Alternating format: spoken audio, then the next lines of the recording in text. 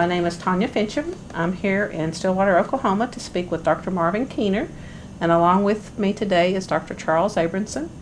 And we're going to talk a little bit about the Phi Beta Kappa chapter at OSU, but we're going to start with learning a little bit more about you. So thank you for having us today. Thank you for coming. And so let's start with when and where you were born. I was born on October 25th, 1943 in Birmingham, Alabama. Birmingham. And where did you go to elementary school? I went to Curry Elementary School, which is about 6 blocks from my house. Walked to school every day. Did you get to go home for Uphill lunch? both ways.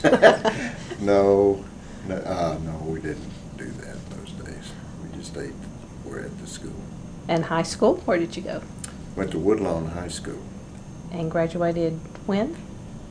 1957. Did you have a favorite subject? Not really. I was more prone to science than, say, history or English. But it was more the teachers, whichever teacher was interesting or would interact with you, you liked that subject that semester. And the next year you'd have one you didn't like, so you didn't like the subject too much. Were you involved with FFA or 4-H, any of those things? No, I was in the math club, although I don't really know why. I mean, you were just in clubs, and that was about the only thing. I was in the band and the orchestra, a few things like that. I was in the band mainly because I wanted to go to the football games free, and they got to go. So. What instrument did you play? Clarinet. Clarinet. Yeah, I was okay. It wasn't great, but I was good enough. Had to compete for first chair? Yeah, I never did get to be first chair. We had a really good clarinetist at our high school in those days. He went on, and played professionally. So he was always first chair. But I did get on the first row by the time I was a senior. Did you have brothers and sisters? I have a sister, 4 years younger than I am. And what did your parents do for a living? My father worked for the city of Birmingham as a license inspector. Whenever you have a business, you have to have a license. And in those days, there were a lot of businesses that were sort of on the fly. They would sell stuff out of the back end of a car or whatever. And most of the time I was growing up, that's what Daddy did. He chased those people around. Like at a football game, there'd be these vendors selling pennants and stuff like that. Well, he'd have to go out there and make sure they had their license, all that sort of stuff. And then in regular businesses too, restaurants and so forth. So that's what he did. My mother worked as a secretary at the IRS most of the time I was growing up.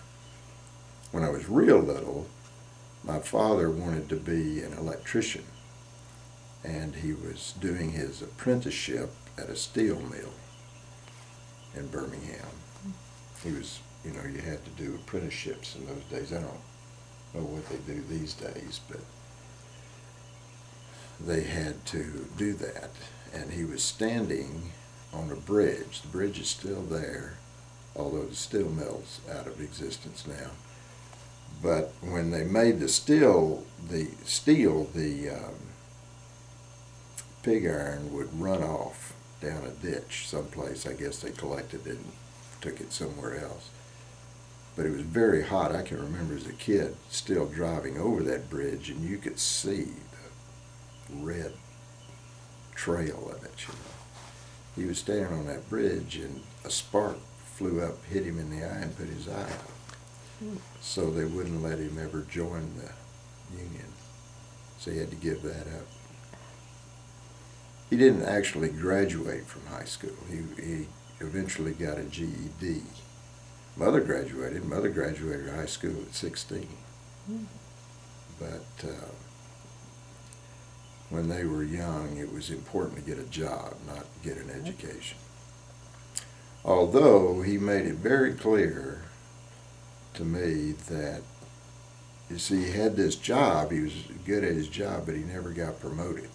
They'd always hire some college graduate for the next job up. So I can remember him telling me, you're not going to be able to make a living unless you get a college degree, so you better pay attention in school. It's about the only advice he ever gave me. And we had no idea what doing well in school meant. You know, we didn't have a lot of money. We'd probably be called poor today, but in those days we didn't think of ourselves as being poor. I didn't go without food or anything, but we didn't have things like vacations. That was crazy. Can't afford to be going to Florida. That was dumb. Well, did he help you choose what college you were going to go to? No, my deal with my father was that he would save his money and he would be able to pay 2 years of college, and then it was up to me. And so I felt like I needed a scholarship, and I did get a scholarship out of high school, a small scholarship to a liberal arts college there in Birmingham, so that I could stay home.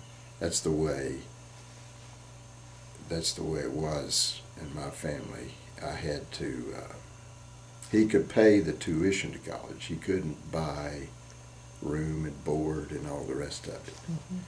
So I worked and earned enough money to pay a guy that also went to Birmingham Southern to drive me to college every day, and then enough money to ride the bus home. And so that's what I did.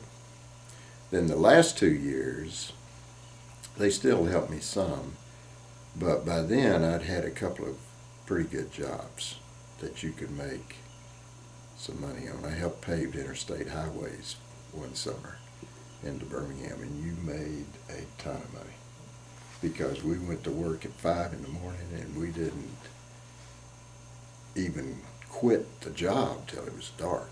Hard work. Yeah.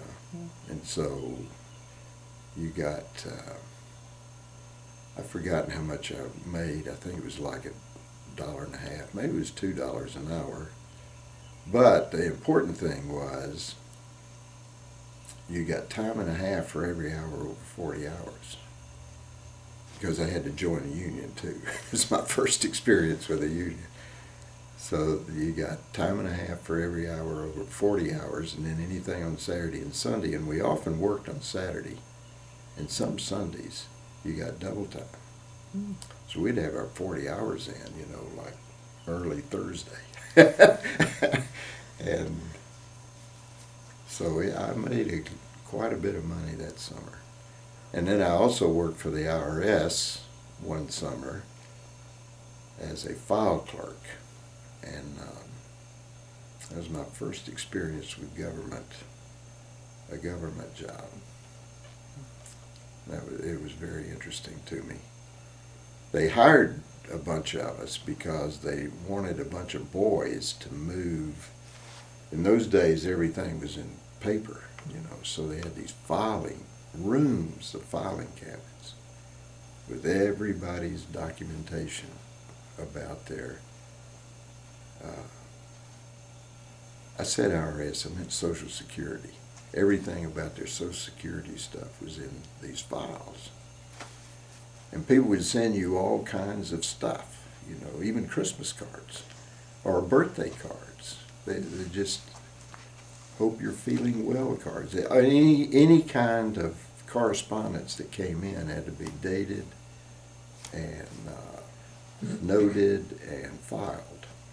And then anytime anybody wanted to know anything, you had to go get the file and put it someplace. Somebody carried it off to whoever wanted it. Mm. So they had this idea they were going to move offices, so they hired a bunch of college guys to move these file cabinets. But we got all ready to do that, and then they decided they weren't going to move. But they had hired us. So the government says, well, we hired you, so we'll find something for you to do. And I spent the summer being a file clerk. Did you major in, what was your major in your undergrad? In college? Mm-hmm. Math. But I didn't start out that way. See, when I went to college, I thought I'd be an astronaut. But we didn't have counselors or anybody like that. So it never occurred to me that the best way to be an astronaut was to fly airplanes.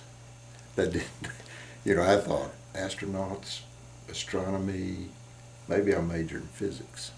That'll get me into being an astronaut. Had no clue.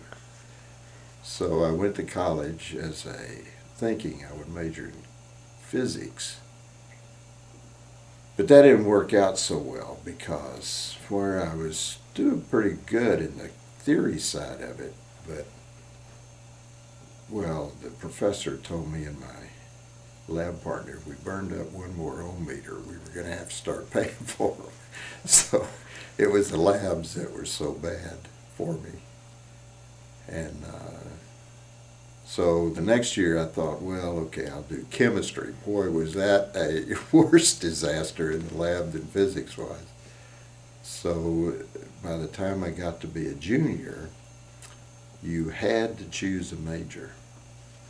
And the only thing that I had a lot of that I could arguably say I could major in 4 years, you had to pick something you were going to graduate in 4 years. Never think of that these days, but in those days they did. So it was math. So I said, all right, I'll be a math major. And that junior year, I actually discovered I did like math. I never really even thought about it very much. It was something I could do, but I didn't think of it as being something you really liked, I was always much more interested in baseball or something than I was in anything I was studying. And but that junior year, I had a teacher named Miss Kaiser who told me or helped me understand that there was a lot more to mathematics than just learning how to do these calculations. And so I really got to where I liked it. So I just stayed and majored in math. Was your goal at that point to teach like high school or to go on? No, there was a brand new thing in those days. There at my college, my senior year, my college got a gift from Burroughs Foundation of something they called a computer. Took up an entire classroom. It was a huge thing. It had all kind of lights going off on it and everything. Nobody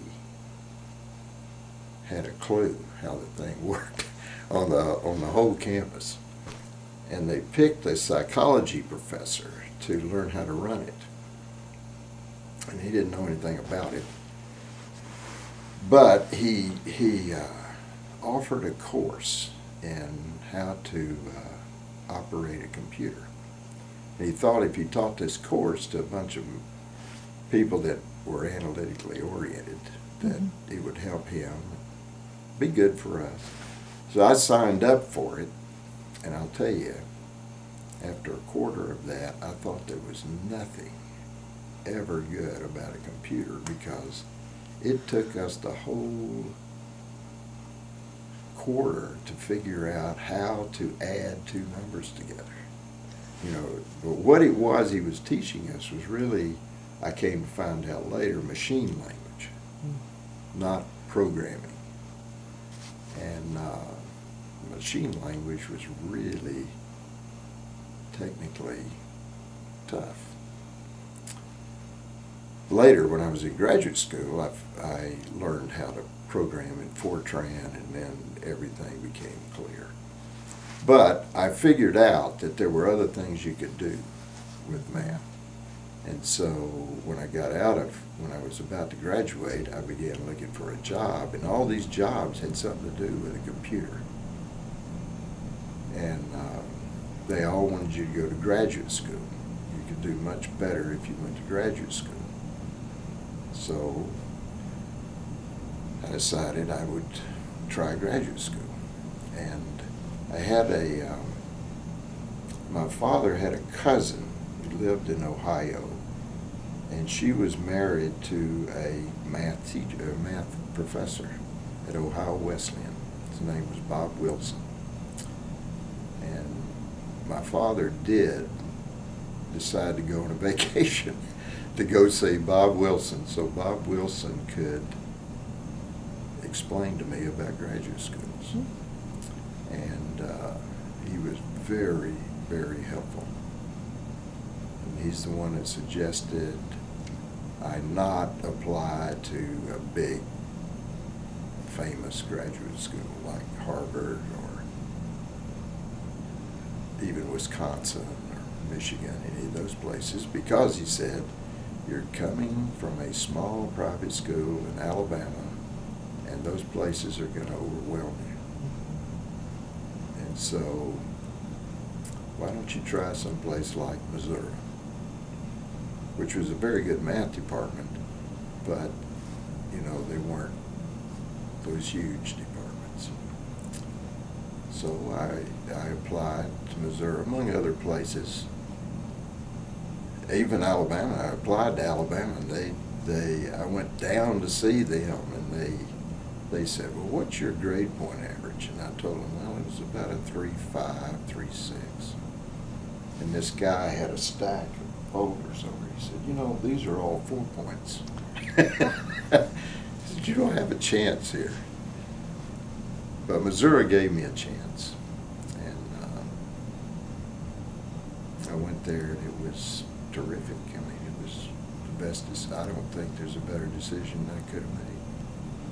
It was exactly what I needed. Did you have to work your way through there, or were you a teaching assistant? I was a teaching assistant, yeah. And that was a very good learning experience for me, because not only did they teach me a lot about mathematics, and it was true when I went to graduate school, a lot of the other graduate students had more exposure to mathematics than I did. They knew theorems, they knew about things I'd never even heard of. But what I learned at Southern, I really knew. And what they had heard, they didn't really know. They just sort of knew. And so it turned out I wasn't really that far behind. And we were all sort of in the same situation. Big room, our desks were just, you know, a desk in a room. You had a guy over there and a guy over here, girl over there. And we'd get to talking about not only our classes, but how to teach and what happened and what would you do if. And that's where I learned about everything I knew. And that was for your master's? For my master's. And then for your Well, doctorate? when I got my master's degree, I looked for a job, because that's all I thought I needed was a master's degree. And so I applied to a number of places, and the one I liked was Bell Labs.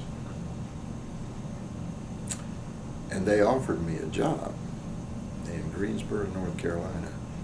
But the deal was that, okay, we'll give you a job, but you got to go back to graduate school and get a PhD.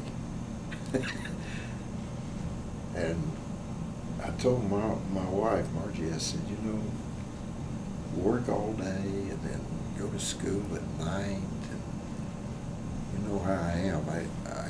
I'm so concentrated. I'm not good at sort of doing two different things all the time, you know. I like to do one thing and do it really well. So I decided, well, I'll just stay in Missouri and get a PhD, and then I go to work for Bell News.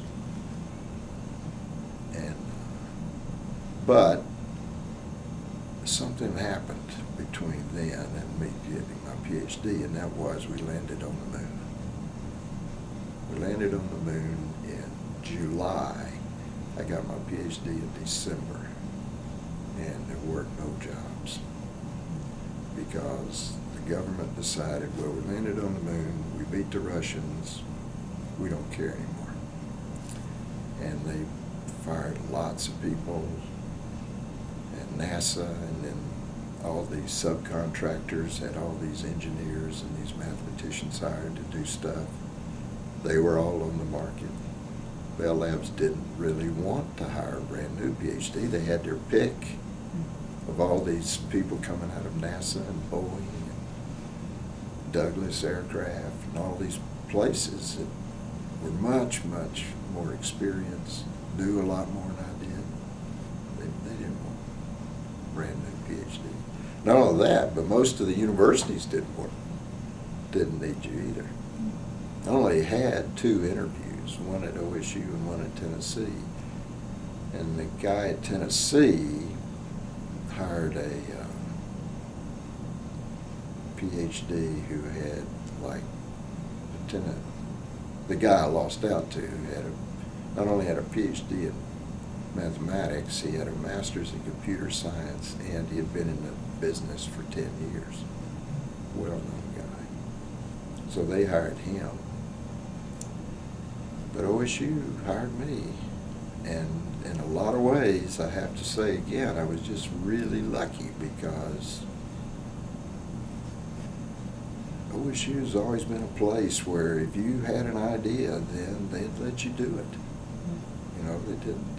A lot of places, you can have an idea, but if it doesn't fit the way the older people want it to be, then you don't get a chance. You got to do what they want you to do. But OSU wasn't that way. That was in 1970. I came here. I was in Columbia from fall of '65 through the summer of 1970. We moved here in August of 1970. It was 108. I remember that. Well, according to the bank clock downtown, the bank thing downtown. It was 108 when we drove in here.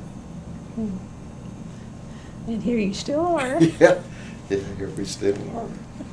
And even then, when I came here, my advisor, who was a very well-known mathematician's name was Walter Layton, Harvard PhD, head of the department at Carnegie Mellon, member of the National Academy of Sciences, all that sort of stuff. He didn't really like it that I came here. He wanted me to go to, he understood why I came here because I just had these 2 interviews. And, but he would write me letters and say, there's a job at Cal Davis, why don't you apply out there? Kept trying to get me to move, but we really liked it here. It was a really good place, and we had 2 little ones at the time, and it was a good environment. My wife had a cousin that lived in California. You know, we'd hear about stuff that was going on in California, and she said, I don't really want our kids out there. So we just stayed here, and it's been really, really good. Where was your first office on campus? It was Math Sciences 425. It's still there. Somebody else is in there now, but that's where I stayed till I became dean before I moved over to the dean's office. I stayed in the same office. Well, while we're there, can you just walk us through your career at OSU? Just hint some of the highlights. Well, I moved up the ranks in the usual way, you know, assistant, associate, full professor. Became full professor in 1980, I think, about 10 years after I'd been here. And I had a colleague named Jean Agnew, and she and I had this idea about having a course where the students really worked on actual problems, not the problems in the textbook, not problems where you were given all the information you need and no more information than you needed to do the problem, but just sort of open-ended kind of things, you know, like one of them was, how would you compute the number of hours of daylight on Mars, say, according to longitude and latitude? How would you go about doing that? And so now OSU was perfectly willing for us to do that, but they weren't willing for us to find these problems on their money. So we were able to secure funding from the federal government to do that. And it made a big hit around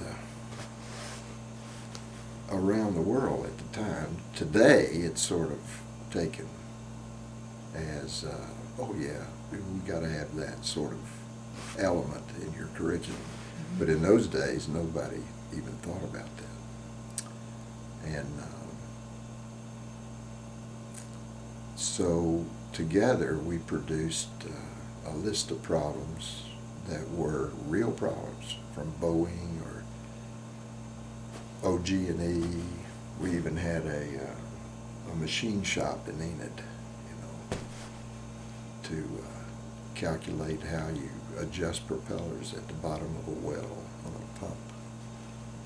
So we had a lot of problems, and they scaled. I mean, there were some of them all you needed was really algebra, and some of them you needed complex analysis to do, and things like that, differential equations.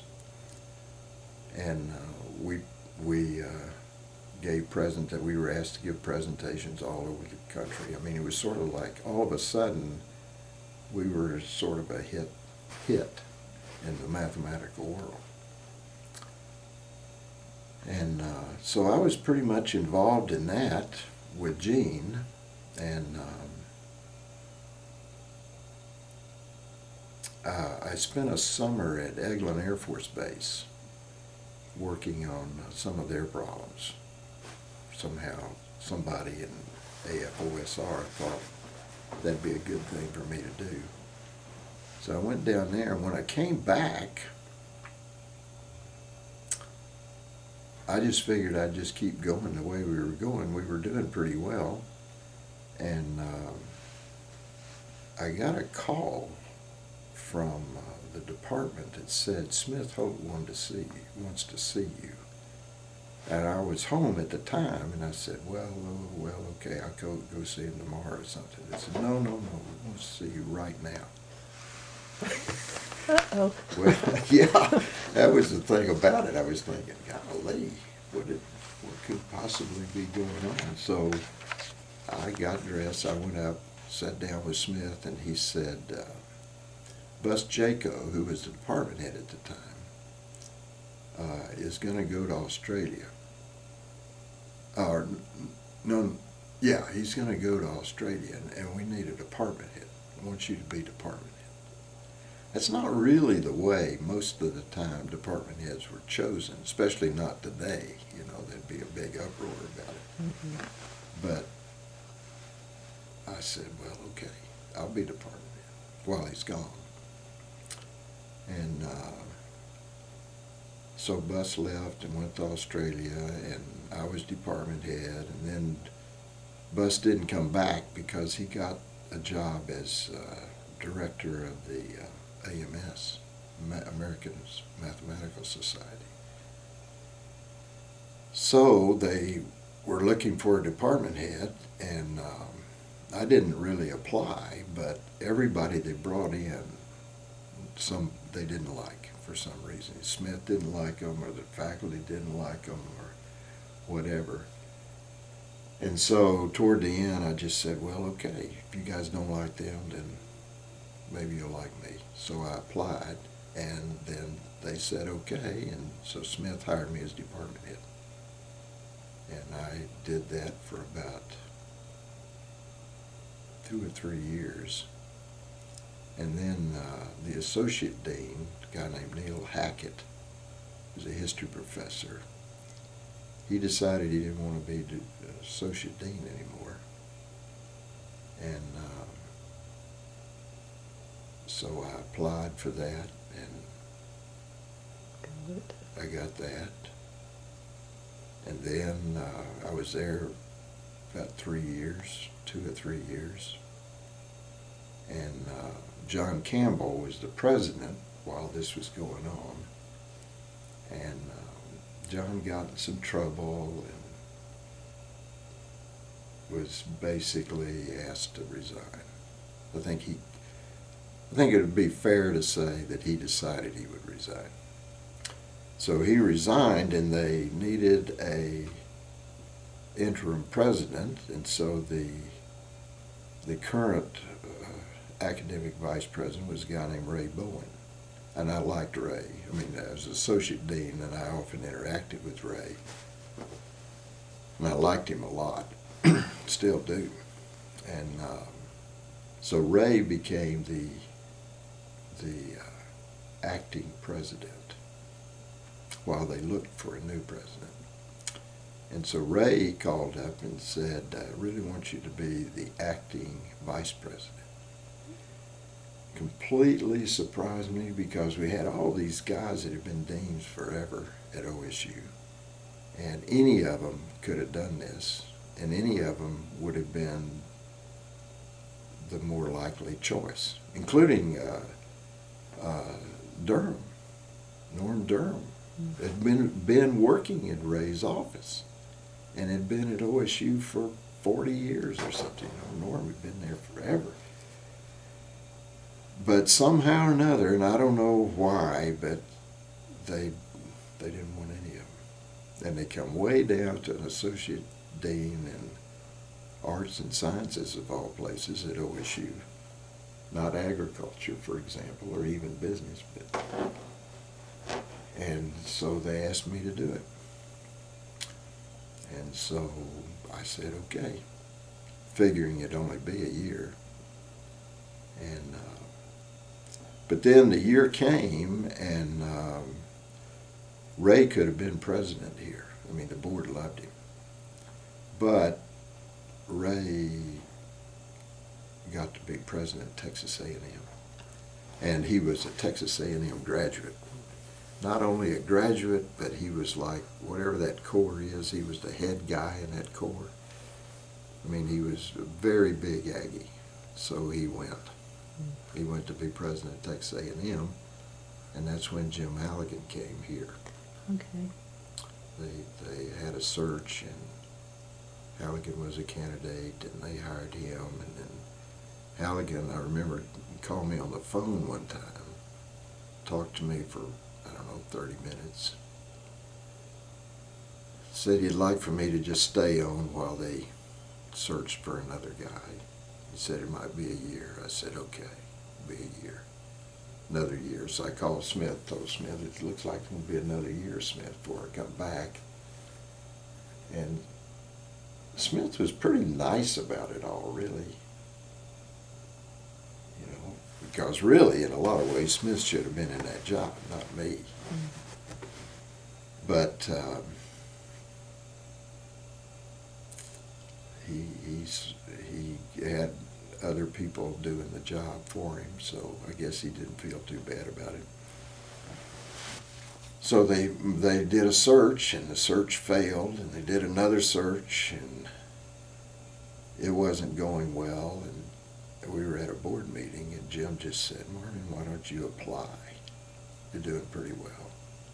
Why don't you just apply? So I applied, and you went through everything that everybody else goes through, and then I apparently was okay. with the faculty council in particular. Faculty council was the hardest group to satisfy. I mean, I don't think Jim would have been unhappy with some of the other candidates, but the faculty council just wouldn't have. So in some ways, I owed my existence in that position to the faculty council. Although we had a lot of trouble off and on, especially toward the end, but it was that's how I became vice president. And then I was vice president there till, from about 90, I don't know when I officially became vice president. I think it was probably 94 or so, until 2003. Almost 10 years. Yeah. We did quite a bit. I really hadn't thought about anything like that. I'd never really thought of myself as an administrator. I always thought of myself a mathematician. I always taught classes. Even as vice president, I taught classes until I had the job permanently. And then I thought, man, you've really got to dedicate now. You can't be getting up and going to class at 7:30 in the morning and having office hours at 8:30 at night and stuff like that. Mm-hmm. So I sort of quit teaching when that happened. But I'd always thought of myself just as a mathematician, not really as a university administrator. And then I began to see the possibilities, especially Groman's operation, Spurrier's operation, the Honors College. We got the Rhodes Scholar. We actually won a Rhodes Scholar. And there were, Borden had said, not as long as he's around will OSU ever have a Rhodes Scholar. So we actually got one, even had his support. Of course, that was due in large measure to the guy that got it. But that was a big event, I thought. And then we actually had the FTE for the faculty go over 1,000 while I was vice president. Faculty salaries, we moved from 11th to 5th. That's good. During my time. We fixed it so that everybody got a computer. Not everybody had them when I was vice president, when I first became vice president. And they had shrunk by then too, yeah. Size-wise. Yeah, but I meant a personal computer on your desk, And we created these funds where the deans could make certain that everybody's was up to date. That was another big problem, was you could get one, but you sort of had it forever, so that you could be a faculty member, but your software was 10 years out of date. And so we were able to do that sort of stuff, and then of course the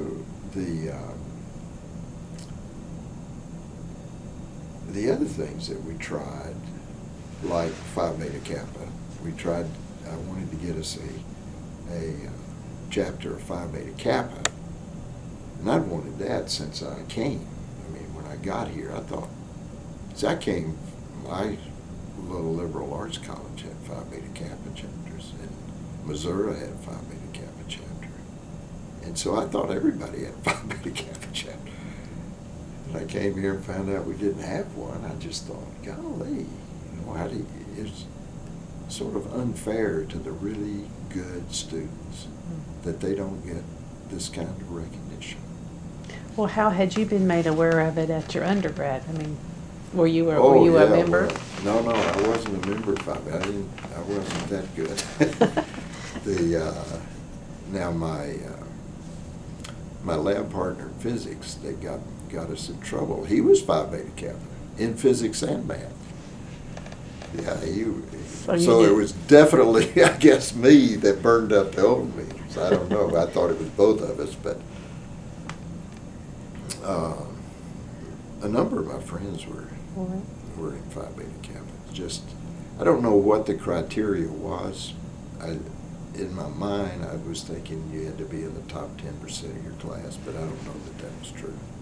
And that was probably, like 12% or 13% or something. My grades weren't all that much worse than Frank's, but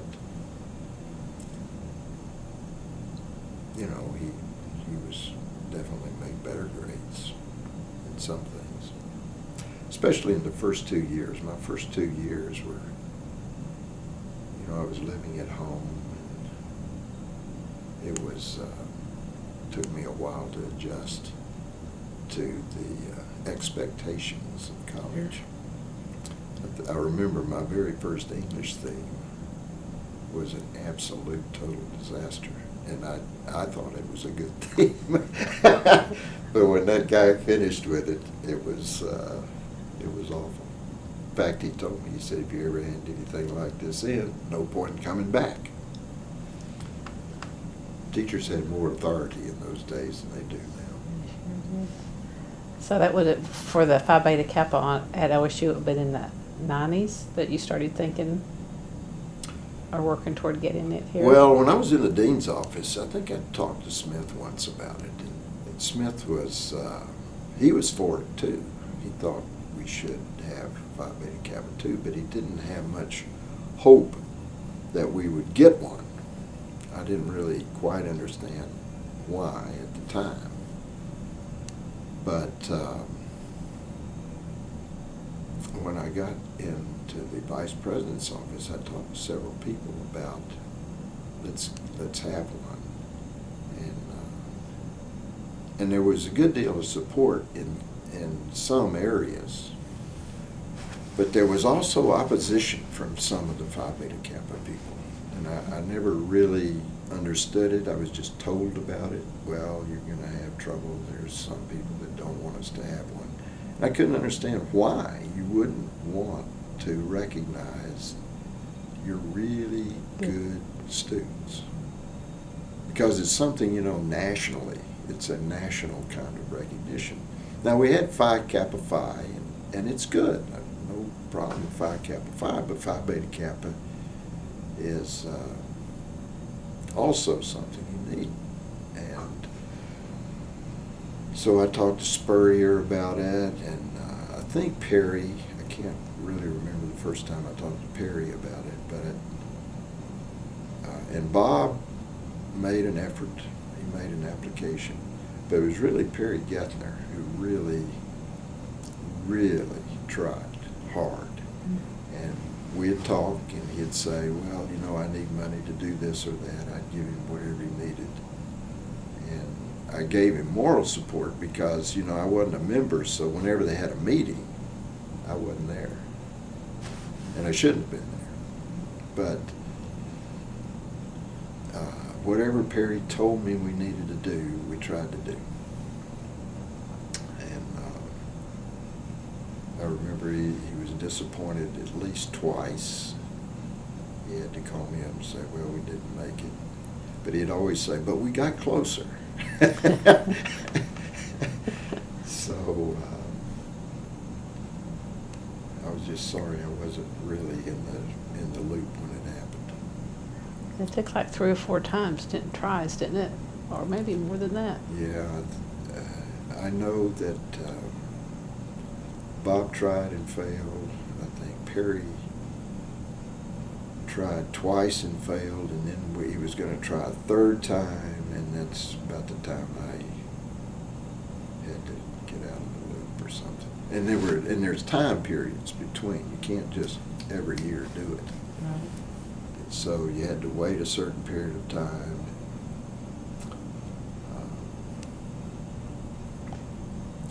But evidently there were some people on campus who were members of Phi Beta Kappa, and they were determined that we wouldn't have one. That's the story that was given to me pretty early on. And I do know that at one time, we did, well, I shouldn't say this is not very nice to the person, but we bought that IGA building when it became available so that we could remodel it and have an off-site storage facility for the library. Because things were changing, there's more computing coming into libraries and fewer books were actually being checked out. And they had a lot of books that nobody ever checked out. Although I had a lot of faculty members telling me, don't do this, Marvin, don't do this. I like to walk down those aisles and touch those books. And I could understand that. I mean, there is something about being able to touch it that makes it somehow real. But that was not the way we were going. And Ed Johnson was the Dean of Libraries at the time, and he was telling me, you're going to have to do this. So we bought that building, and they began moving books out. It costs a lot of money because you have to not only have the building and then secure it and all the usual things you do to any building, but you have to have it hermetic, like hermetically sealed almost. You got to have the right mixture of moisture and all these sorts of things. I forget what it's called right now, but you've got to do that to the building, otherwise the books will crumble up. Mm-hmm. And you have to have special shelving, so you can't just have regular metal shelves put in. So it was costing us a lot of money, and so we bought the whole building, but we only used a portion of the building because that's all we could fix up at the time. That's all the money we could do. And so we had this whole other big end of the building that was just sort of vacant. And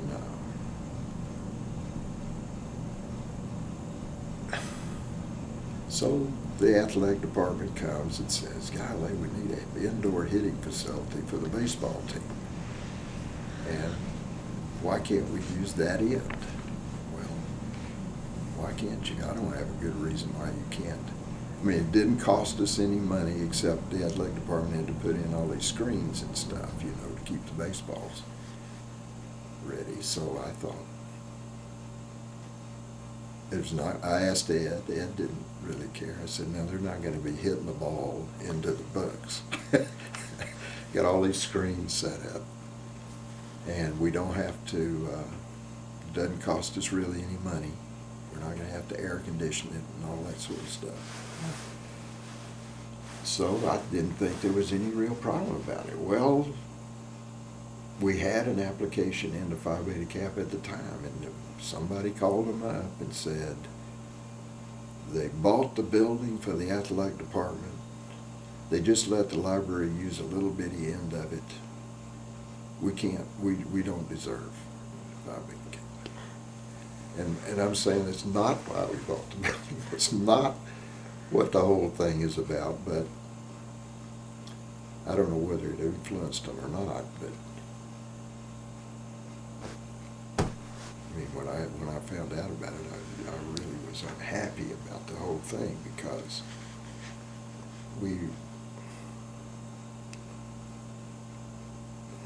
it was a misrepresentation. And the only reason to do it is just to hurt our application. It didn't have anything to do with, I thought, didn't have anything to do with academics, or yeah. I mean, what are you going to do? You got the baseball team; they're trying to do well too, And here's a half end of a building that you're not going to use, and they want to use it. I just to this day don't see anything wrong. But I don't know whether that meant we didn't get it or not. We might not have gotten it in a way, but it was just that kind of attitude on the part of some people that was kind of discouraging. And the application itself is quite detailed, and I mean, Yes. they ask all sorts of questions, I understand. Yeah. Oh, yeah. And Perry handled all that. Now, we gave him whatever information he wanted. He would maybe call up and say, I need to know X, Y, Z. Well, I told our office staff, whatever Perry wants to know, you give it to him. And we eventually got Joe Weaver into the operation. Joe was Smith Holt's financial guy. But we eventually got Joe over into Whitehurst on the information end. And Joe, I think, is a really, really friend of OSU, the faculty, everything about the university. He's a really great guy. And I think Joe could, if you talk to him about what you want and what information you need to get to there, he can get you a better answer than other people will get you. And I think that might help too.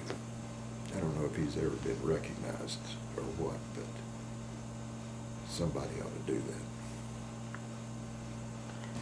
Well, when they finally got it, how did you hear about the success? I think Grolman sent me an email. I think that's how I found out about it. And your response? I said, great. I was completely shocked and surprised. I mean, I was very happy about it, but and I knew that there were people working on it, but you know, so many times you're told no, then when you're told yes, well, then it's kind of really special. Do you have any involvement with it now? No, they were kind enough to invite me to be part of the group when the chapter was established. You know, I forgot what they called it. Installation. Installation.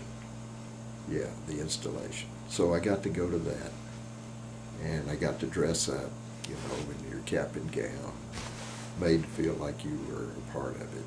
Mm. So I was really pleased with that. That was a really nice thing they did. And but other than that, that's about the only interaction that I have.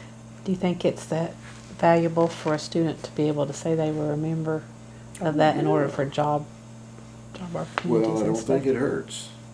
I mean, from my point has always been that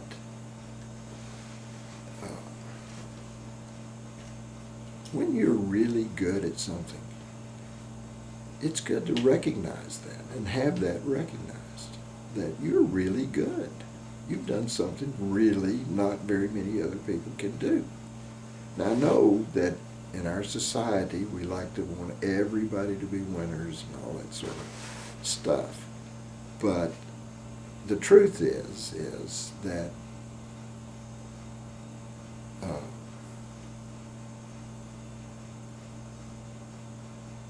you gain a certain amount of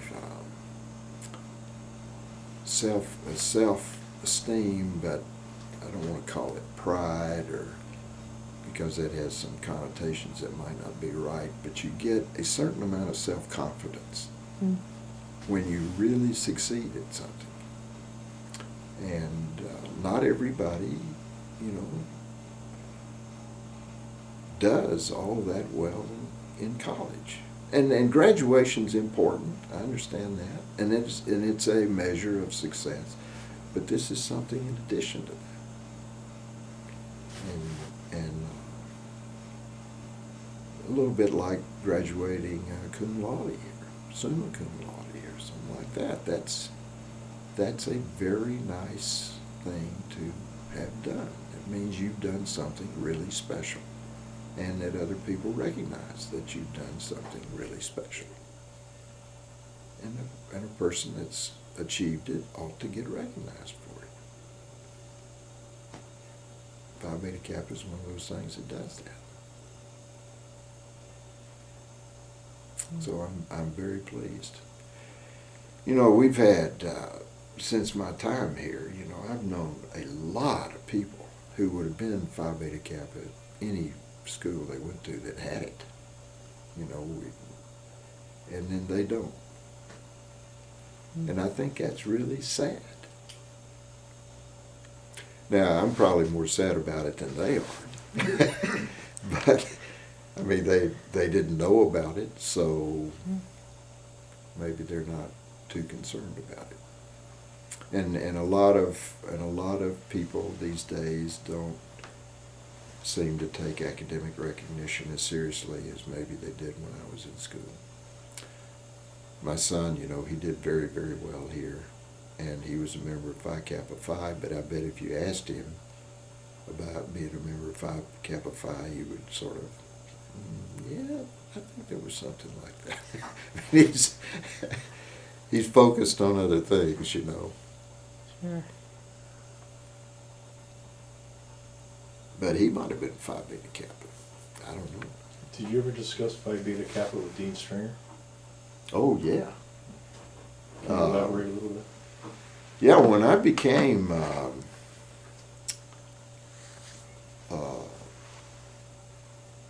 vice president, I don't remember whether I was actually the vice president or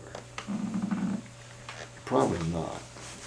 No, I wasn't actually. I was the interim at the time because Ray Bowen was still the president. I think it was Dean's last meeting on the board, and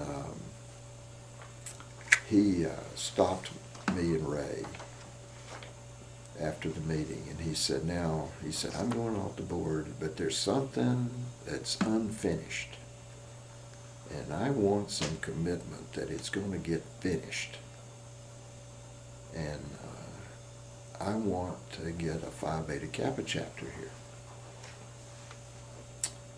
And I said, well, Dean, I do too. And Ray said, yeah, that'd be really great. So we'll do that for you, Dean. That's Ray. And so Dean said, well, let's have some kind of proof we're going to do this. And so I went back to the office. I don't know whether Dean asked me to do this or I just thought of doing it. I don't remember. But went back to the office and I sat down on a piece of paper and I wrote down, OSU does not have a Phi Beta Kappa chapter. And then I signed it, Marvin Keener, Dean Stringer, Ray Bowen, or it's in some order. I can't remember exactly. And then I gave it to Denise Weaver. I said, Denise, make this look pretty. So she did. And then we made several copies of it. I took one to Ray, and I sent one to Dean. And then I kept one, and I kept it in my desk drawer, the middle drawer there, so every time I opened it, there'd be.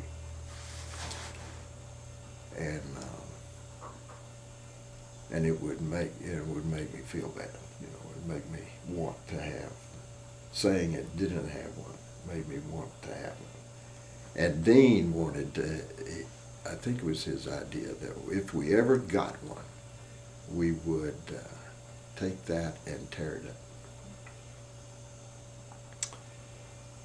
And so I had sat there the whole time I was vice president, and then when I quit being vice president, I brought it over to the office in the math sciences, and it sat in that drawer until I retired. And then I emptied the drawer out, and I brought it home. It was on my desk over in the office there. And it was just sort of there. And then when Grauman sent that email, I went looking for that thing again to be sure that it was still in the drawer where I thought it was, and it was. And I told Dean, I think I called Dean, and I said, you know, I got that thing. Why don't you and I meet at Applebee's someplace and tear it up? And then he said, "Oh, no. We're going to make a big deal out of this." So he talked to Groman, and did he talk to you? Mm-hmm. Talked to you, and somehow, maybe that's why I got invited to the installation. I'm not sure. Maybe that's the only reason I was. But after the installation, there was a reception, and at that reception, Dean and I, they made kind of a production out of it, but Dean and I tore it up. Okay, what happened to the pieces? Well, I don't know. The last I saw him, Dean, I imagine he put them on the table. Now, do you remember who was running that? I don't remember who was running the reception. There was somebody who... Bob Miller? Bob Miller. Bob Miller was running the reception. Now, Bob might have picked them up. I don't know. But I gave Bob Miller a copy of the actual thing. Not the original one, but a copy of it, because the one Denise originally did, after I told her we needed some more copies, so she made like, I don't know, half a dozen or something. I gave one to Ray, I gave one to Dean, and I'm sure Ray has no idea. Actually, I asked Dean, I said, maybe we could call Ray and see if Ray would come up here. Because that'd be something Ray might do. And then the three of us could tear it up. But we didn't do that. That would have been neat too. During your time, did you ever have a chance to speak with your counterparts at Tulsa University and University of Oklahoma about their Phi Beta Kappa chapters? Any assistance they may have provided or could have provided? I didn't know Tulsa very well. In fact, didn't Tulsa get theirs sometime in the 90s? I thought maybe even a bit earlier. A little earlier? I thought so. Okay. Well, for some reason, I found out Tulsa had one. That was another thing. If Tulsa has one, and we don't. That's a shock to me. Yeah, I just couldn't understand. And then one year, Perry came back and told me that something like Florida International got one, and we didn't. And I'm thinking, golly, I just don't understand the whole thing. I just had a lot of trouble understanding it. But anyway, no, I didn't. Now, I didn't really interact very much with Tulsa. If you remember, most of the time I was vice president, there was, OSU was heavily involved in political intrigue and so forth over in Tulsa.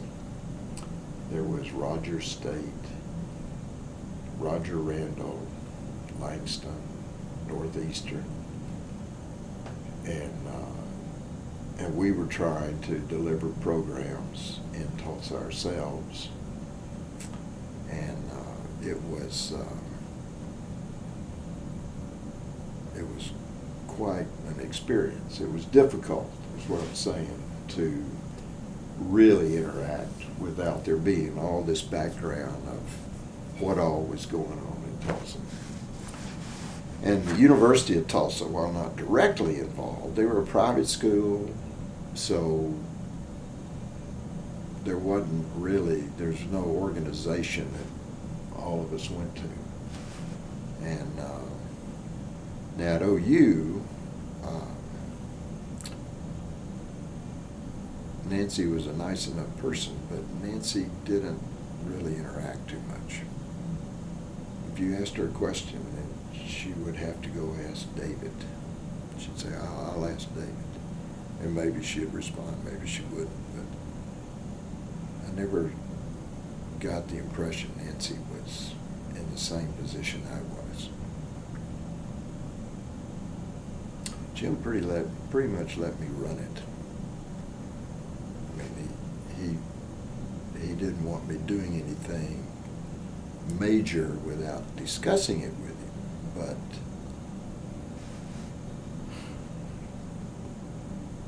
and we had a lot of discussions about a lot of things, but he was very much trying to raise money. We had our first capital campaign of significance, you know. He was always in on that. And then the startup of OSU Tulsa, that was very time consuming for him. So Jim trusted me to do the right thing in most cases, so I tried to do that. So the answer to your question is, I didn't really talk to any of them. Didn't really have much opportunity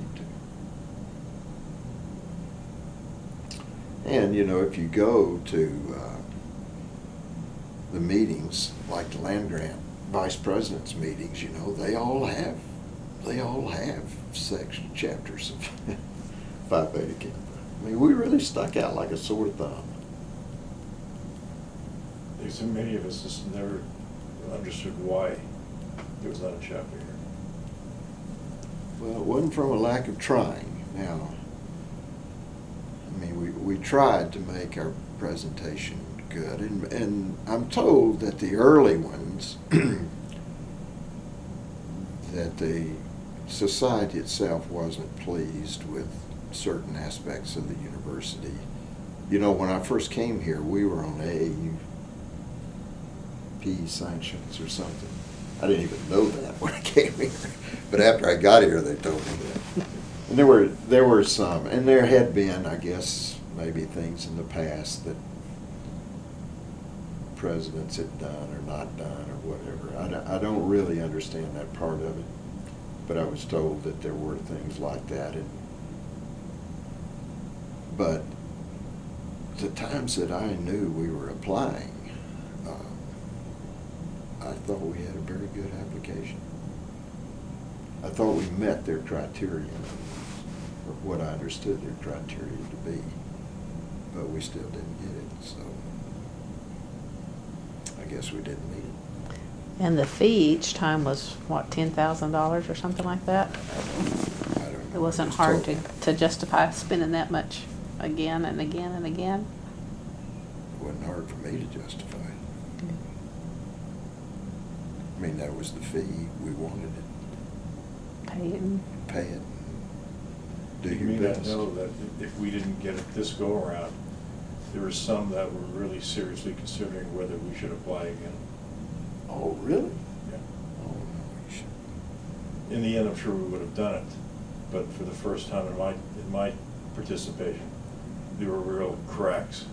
Is this, you mean in the administration or in the membership? In the membership, who's going to be doing the work? Because those applications are very Oh, long, yeah. Now, very I could long. understand that. And that's why, you know, every time I see Perry, you know, I just kind of want to hug the guy because he did it. And for essentially no compensation. I mean, we didn't hire him half-time to do that. He never asked to be hired half-time to do that, or anything like that. And I the guess work- you know, you guys just now have, maybe we should have. I mean, I didn't even think of it. And Maybe. Bruce Crowder put a lot of work into it too. Yeah, Bruce is another guy, you know, you've got to go a long way to find an administrator better than Bruce.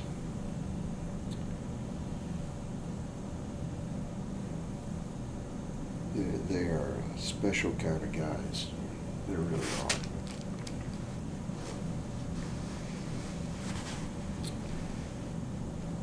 Are you enjoying your retirement? Love it. Well, Yes. Yeah, you know, it's, I recommend it. Do you miss anything work-wise, though? Not really. It was time for me to retire when I retired. And that was when? 2009. I think it was like June 2nd, 2009. So coming up on 5 years then. Yeah. I always thought of myself as a math professor, and I never really adjusted to all the other things completely. Recognized I had to do them, but what I was really a math professor. And eventually I just got to where I couldn't understand the value system of the students. The last year or so just said, I just don't understand how to motivate them. I don't understand what excites them. I don't understand. It used to be I could get with them, I could be a part of their world. I might have to adjust my thinking, but I could figure out what to do. The last couple of years, I just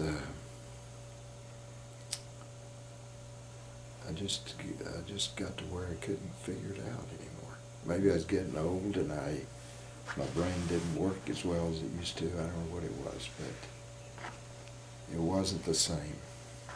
Were you ever recruited to go to another university? When I first got here, yeah. And when I was thinking about being department head, I actually applied to Clemson University and had an interview, and I was seriously considering that. But then, before they made up their mind, they offered me the department head here, so I just took it. And wouldn't that be a step down? When I first came to OSU, that was 93, 94, the OSU math department was #1 in the United States. It was between OSU and Harvard, it went back and forth. We have a lot of good people, mathematically strong people, and it was true that one summer we had a higher percentage of our faculty supported by NSF than Harvard did. But that's partly because Harvard counts a lot of people on their faculty that we probably wouldn't count. But no, we were doing very, very well. But you don't always leave because you just want to go to someplace better. Sometimes you want to leave just so you can go make someplace better. Yeah. And that was the appeal at Clemson. Clemson at the time was sort of like OSU 7 or 8 years earlier. You're right there. You just needed a little more. And so I thought, that wouldn't be a bad place. Have you ever been to Clemson? Mm-hmm. All one block of it.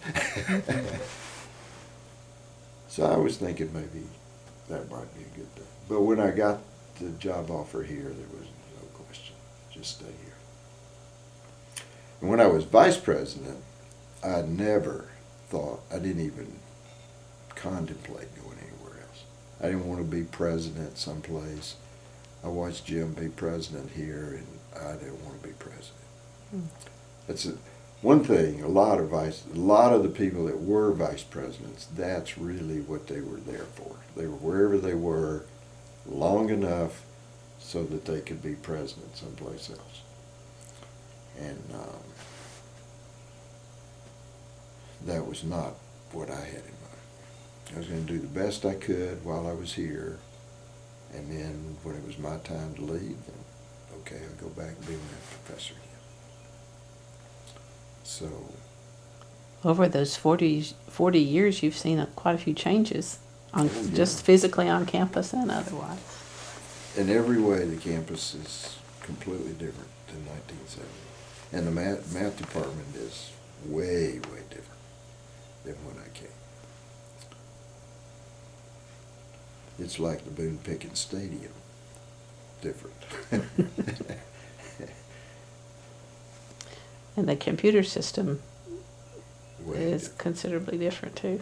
Oh, yeah. From I remember in 1970 something, like 72 or someplace in there, I can't quite remember the year, John Jewett, who was the department head at the time, paid $495 for a handheld calculator that could add, subtract, multiply, and divide, and had a percent sign.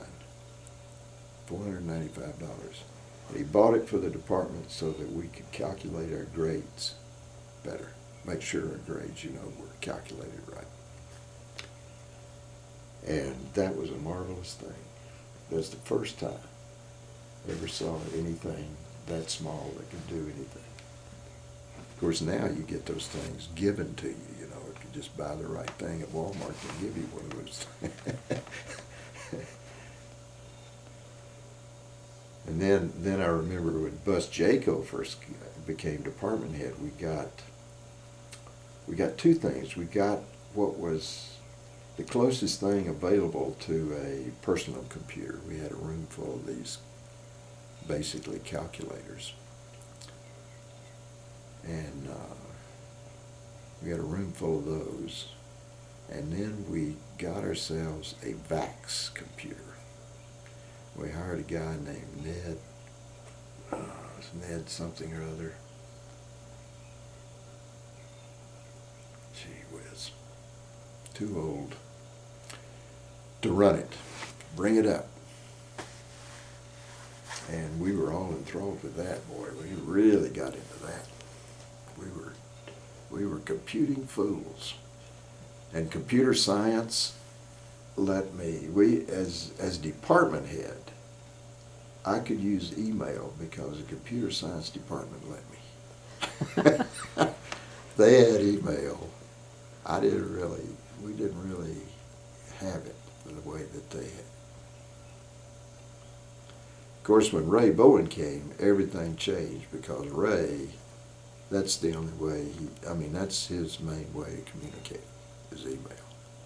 So if you wanted to see Ray, you could get a meeting with him, but it might take a while. But you could fire off an email and 10 minutes you had an answer. I remember the extension on the OSU emails was Bubba something. Do you remember that? VCC something .Bubba? Yeah. I'm glad they changed that. Yeah. There was somebody over in the computing center that probably thought that was funny. We didn't need that at the time. When I arrived at OSU, Dr. Keener was my first provost. mm, That's been a long time now, hasn't it? Long time. I'm not sure. Are you the guy that did bee research? Still do. You do? Still do. Big guy. He was famous. We hired a guy that did bee research. I'd always see him. He always made himself available. I don't know if you realize that was a big influence on young faculty members. Whenever you were walking around, somebody could walk up to you and talk to you. You never brushed them off. I always appreciated that. Well, that's the way, that's what I mean when I said I always thought of myself as a math professor.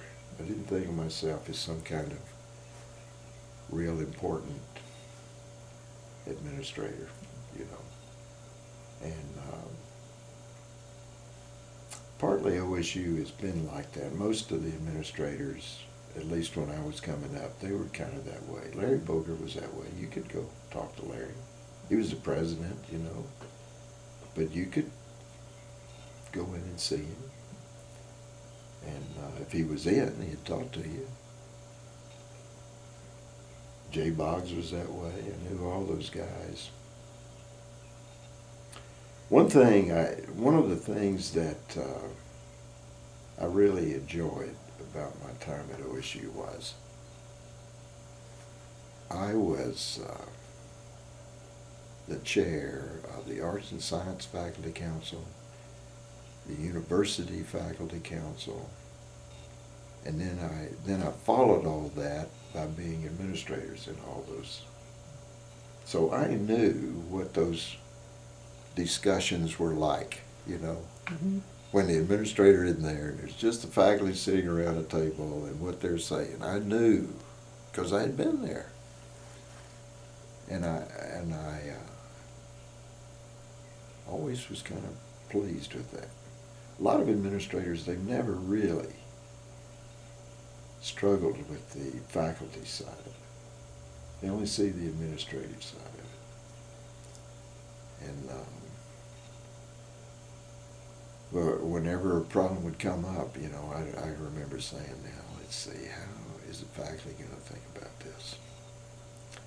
And that would help guide the decision.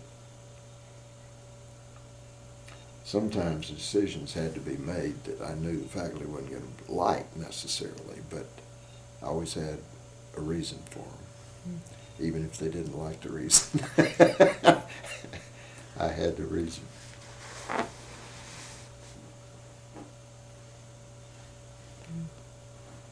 But it's been a really,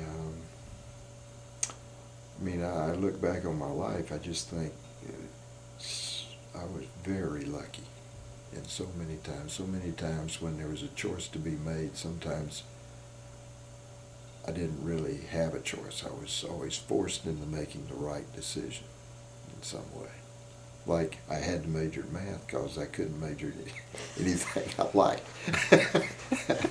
And when I went to graduate school, I just went to be, so I could get a better job. And then when I got ready to have the really good job I wanted, it wasn't there. And so I had to go into the university, but that turned out to be terrific. Destiny, maybe? Oh, yeah, you know. I mean, there is no Bell Labs anymore. There hadn't been for a long time. I could have gone there, maybe been there 20 years, but then they went out of business. And I know a lot, you know, my connections with Gene and I's work, I got to know a lot of those guys, and I still do. And they were just on the street. I mean, there's no tenure, there's no other Bell Labs to go to. They're just there. Now, some of them have hooked up. I know one guy's hooked up with Rutgers University, but he's not.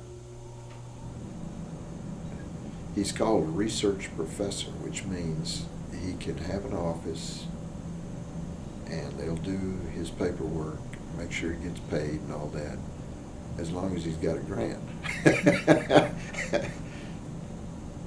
Well, if he doesn't have a grant, then... You were the first member of your family to go to college.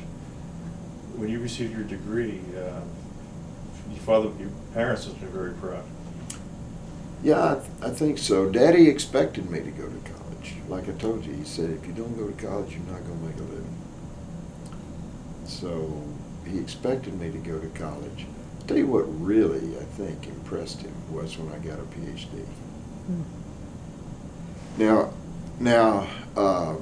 my mother and father didn't go to college, and of course, grandmothers and grandfathers didn't either.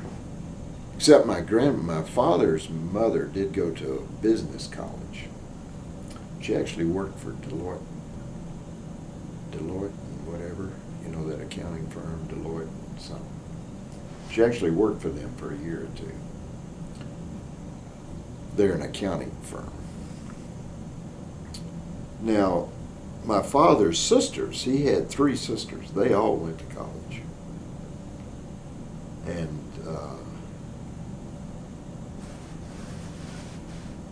they all were some kind of teacher, you know, kindergarten teacher. Were they younger than him or older than him? They were younger. Younger. Yeah, they were younger. Daddy was,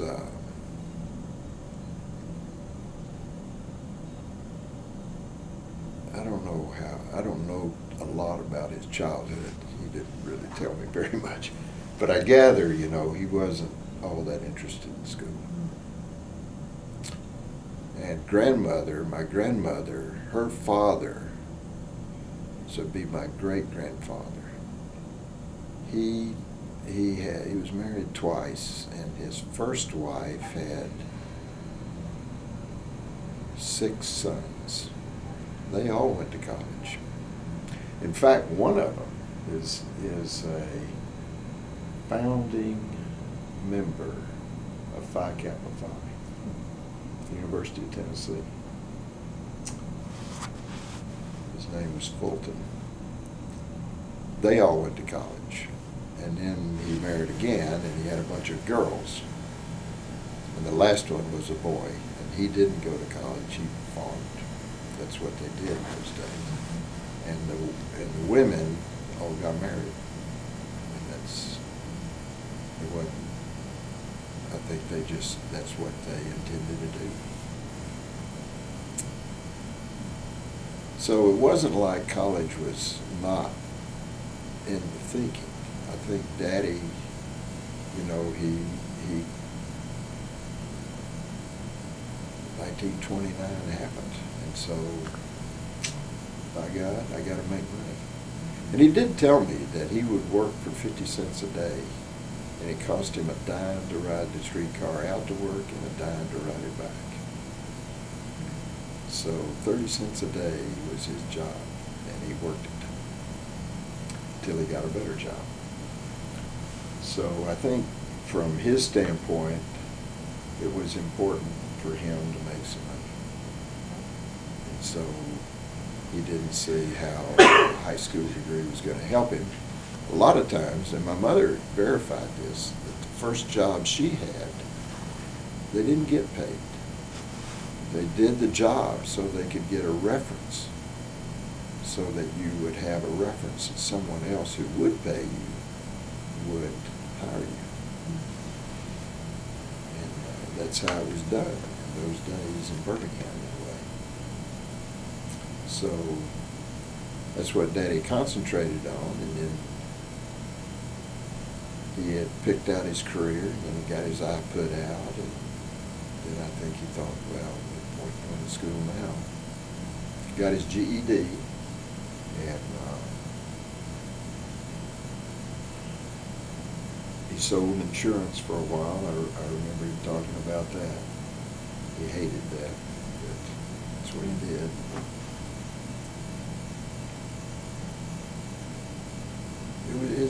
It was a different world. Totally different. Mm-hmm. And I admire them for it. They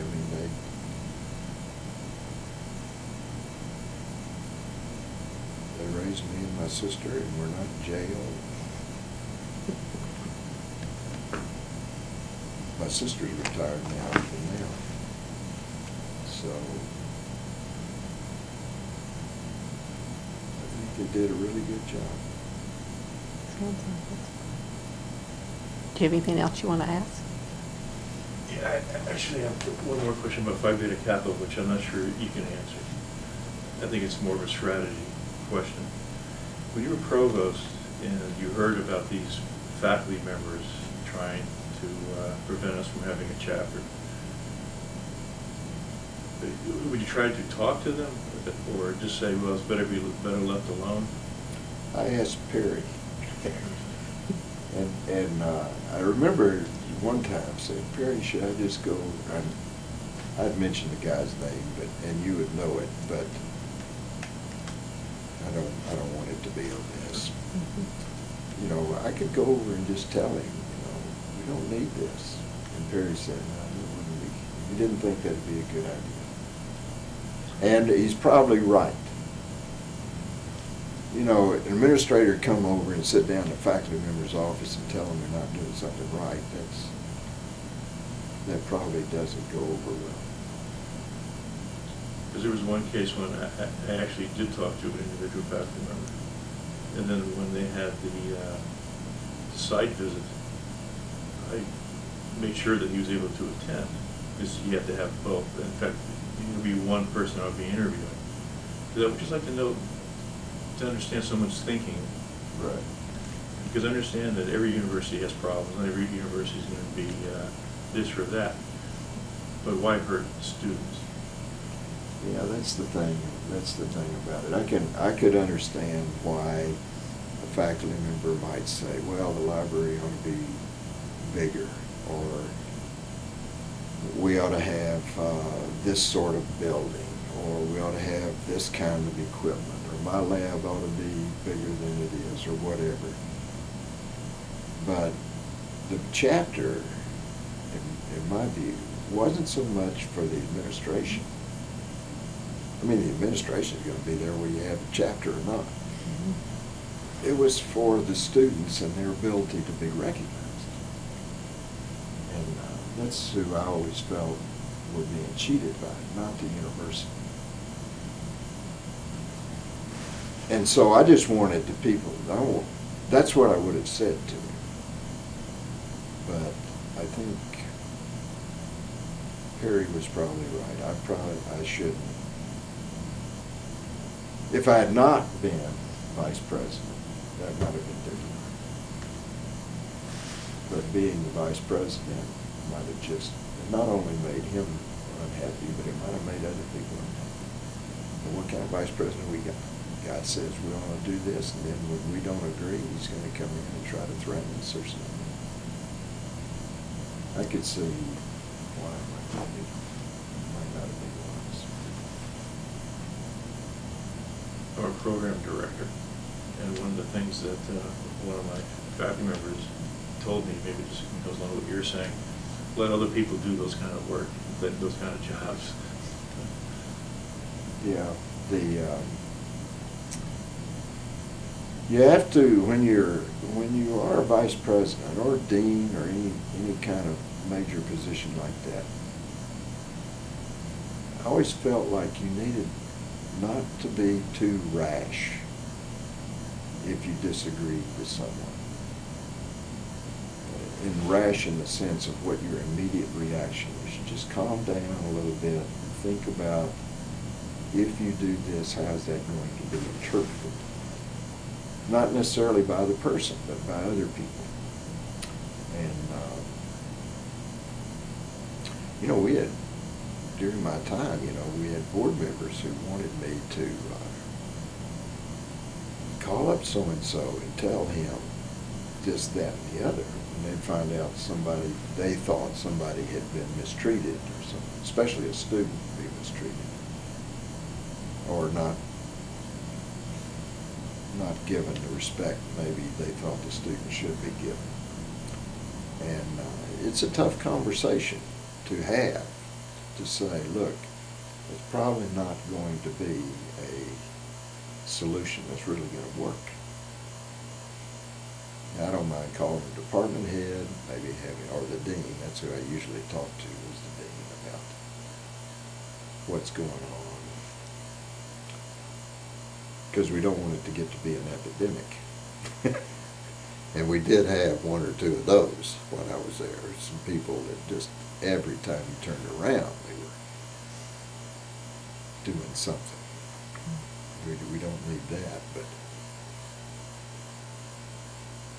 And as a professor, when you're standing there in front of the class, you have to be a little careful what you say to an individual student. Because not only from their point of view, but from the point of view of other students, is it going to make them less willing to ask a question? How you respond to that person. So you have to think about these things, is all I'm saying. I learned all that, incidentally, in the bullpen at the University of Missouri.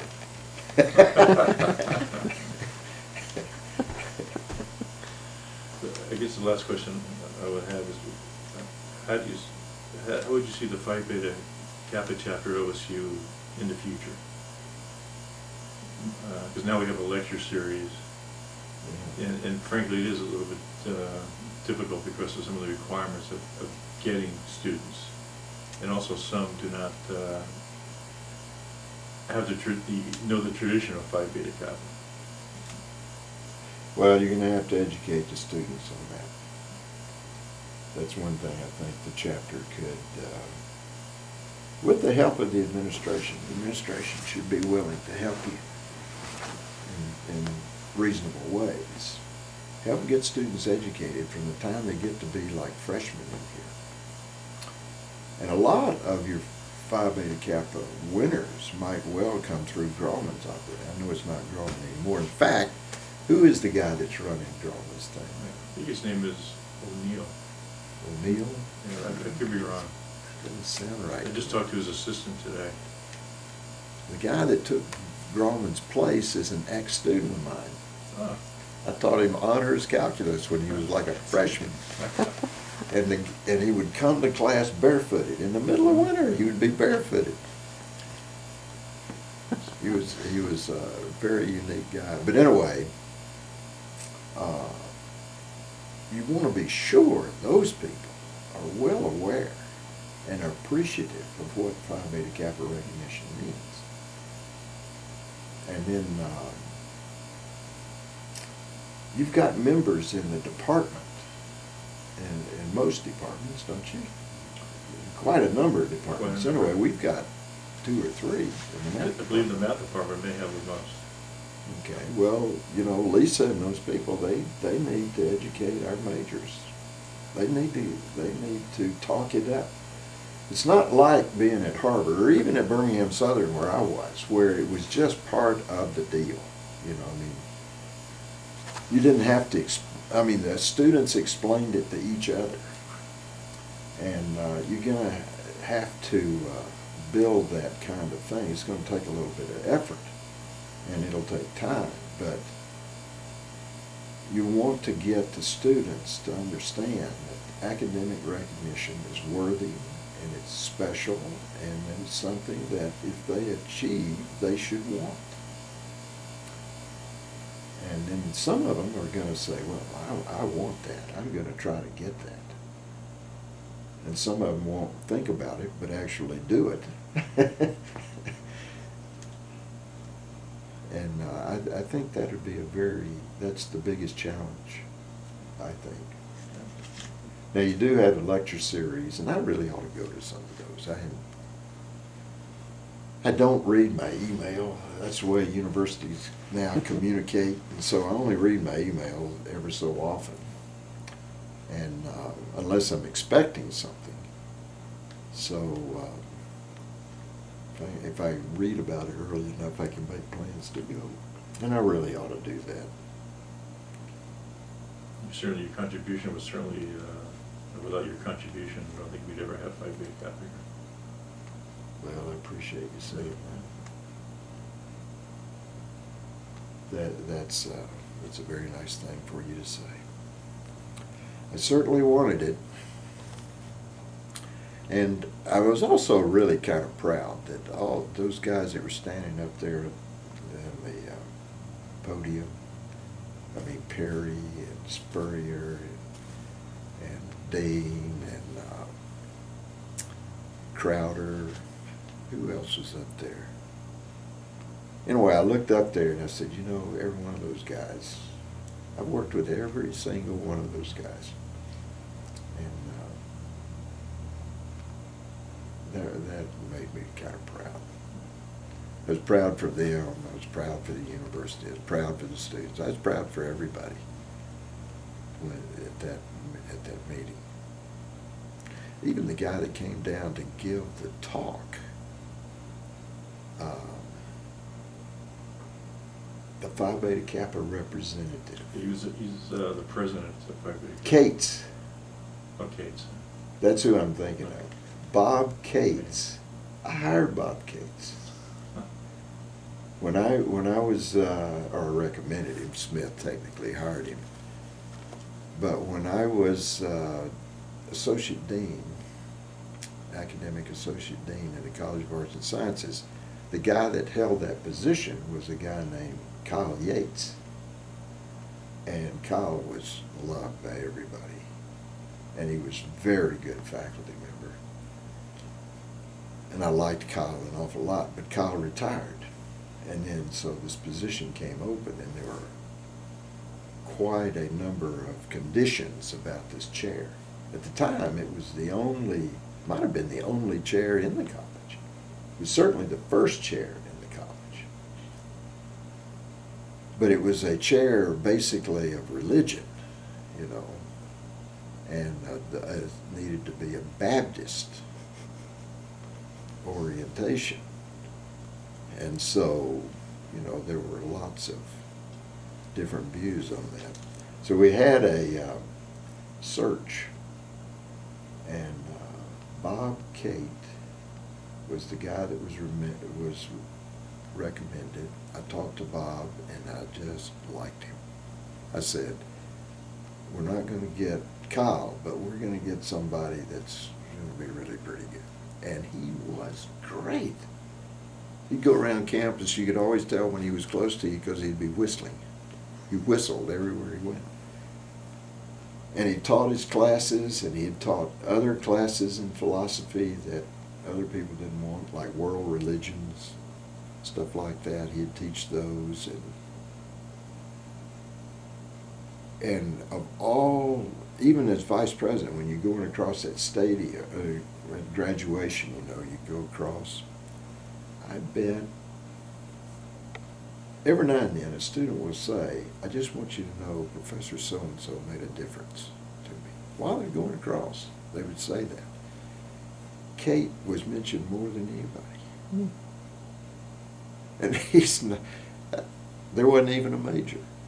I mean, he just taught these religion courses.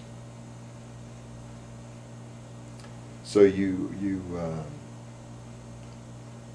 wonder about that. And then there his son is.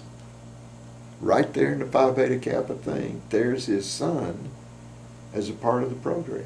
I said, wow. Full circle. Yeah, I mean,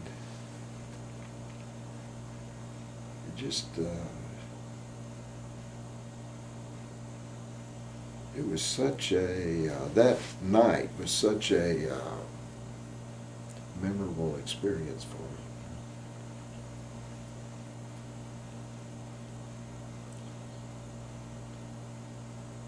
Well, I've enjoyed this. I don't know about y'all. Oh, I hadn't thought about a lot of this in so many years. I just. Well, we usually conclude. Is there anything else you want to add before we close off? Well, I thank y'all for coming out. I mean, it's a, and for doing this. This is, of course, you know, I'm on the Friends of the Library board, and Sheila's always talking about these oral histories. So now I'm part of it, I guess. Maybe you can do us a favor. You can. There's supposed to be a table out there, a display case, that we want to put some of the Phi Beta Kappa memorabilia that we have. Oh, yeah, sure. So maybe you can ask how that's going. Have you asked for it? I believe so. Yeah. Yeah, it's been a while. But nothing's happened. No, I think there's something temporarily up for the moment, but if other things come in, they'll replace and add to. That's Well, why I I'll mentioned those ask strips of the paper that was ripped up. It'd be nice to have a little bowl with those paper. Well, you know, yeah, I don't know. I think if anybody has it, it's probably Miller. Yeah. And you know, I didn't really think of, I didn't think of that at the time. I know Bob wanted a copy of it. He said, we gotta have a copy of it before you tear it up. So I gave him a copy of it. But the original one we tore up.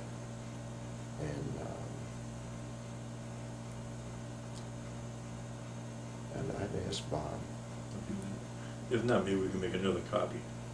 You know, facsimile, put it in there. Yeah, well, you could do that. You could make a copy of the one and then tear it up and Tear it up again. This is a copy of the torn up copy. On that note, we'll say thank you for Okay. sharing your story with us today. Sure.